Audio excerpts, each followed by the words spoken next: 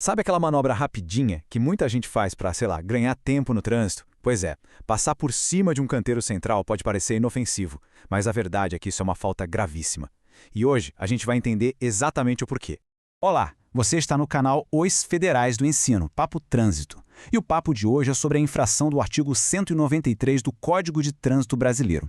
A gente vai desvendar todos os detalhes sobre transitar em canteiros centrais e divisores de pista, uma manobra que muitos usam para cortar caminho, mas que o CTB leva muito, mas muito a sério. E aí, quando a gente se depara com essas faixas amarelas pintadas no asfalto, o que vem na cabeça? Para muitos pode não parecer nada demais, mas a verdade é que ignorar o que elas significam pode pesar, e muito, tanto no bolso quanto na pontuação da CNH. Fica por aqui que a gente vai explicar direitinho o porquê. Ok, então vamos direto ao ponto, né? Vamos ver o que a lei diz. A base para tudo isso que a gente está falando está lá bem clara no artigo 193 do Código de Trânsito. É ele que estabelece a regra do jogo. E olha só, isso não é nenhuma invenção, tá? Tá tudo documentado no Manual Brasileiro de Fiscalização de Trânsito. A infração tem até um código específico, o 58-94, e como a gente já falou, o amparo legal é o artigo 193. Isso só mostra o quão séria é a fiscalização sobre essa manobra. Agora, o pulo do gato está aqui, no texto da lei. A tipificação é super clara. Transitar com o veículo em canteiros centrais e divisores de pista de rolamento. A palavra-chave aqui é transitar. Ou seja, não precisa parar, não precisa estacionar. O simples fato de passar por cima já caracteriza a infração.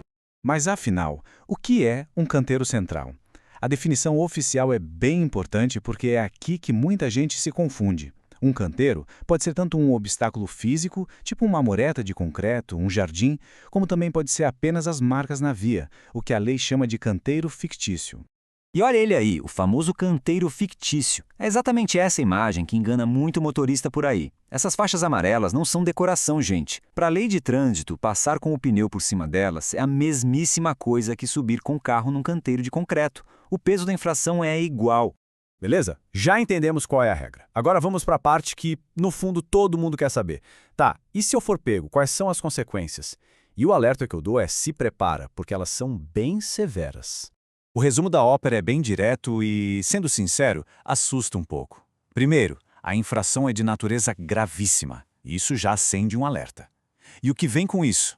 Uma multa bem pesada, com fator multiplicador de 3 vezes e, claro, 7 pontos na carteira. 7 pontos. Vamos pensar no que isso significa. É a pontuação máxima que uma única infração pode gerar. Isso pode aproximar perigosamente qualquer motorista da suspensão do direito de dirigir. É ponto pra caramba. E a multa multiplicada por 3? Isso mesmo, você não ouviu errado. O valor base de uma infração gravíssima é pego e triplicado. Isso transforma essa manobra numa das multas mais caras do nosso Código de Trânsito. Aquele atalho que parecia uma boa ideia pode sair literalmente muito caro. Certo. Mas, na prática, no dia a dia, quando que um agente de trânsito vai aplicar essa multa? Vamos dar uma olhada nos cenários que o próprio Manual de Fiscalização descreve.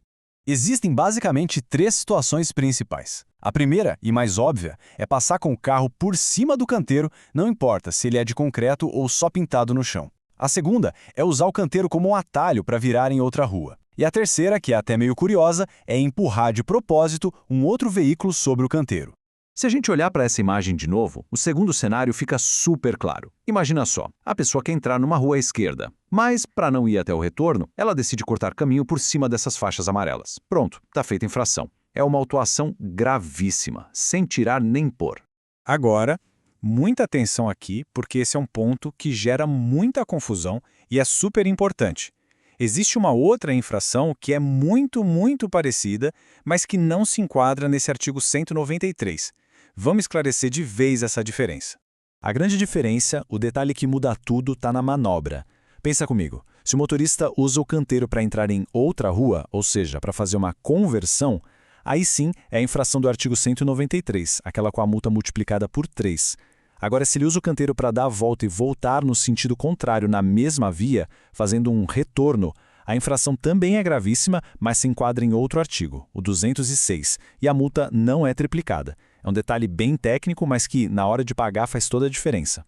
E para a gente fechar, um detalhe crucial que está lá no manual e que todo mundo precisa saber. O agente de trânsito não precisa parar o veículo para aplicar essa multa. É isso mesmo. Se ele simplesmente visualizar a manobra acontecendo, a autuação pode ser feita à distância. A prova é a própria observação do ato. Fica o alerta. Portanto, da próxima vez que bater aquela pressa e vier a tentação de cortar caminho, lembre-se do peso dessas faixas amarelas. A segurança de todo mundo e o seu bolso, com certeza, agradecem. Federais do Ensino, um papo melhor para o mundo melhor. Produzido por J. Nascimento. Se você gostou desse conteúdo, deixe seu like e siga as nossas redes sociais.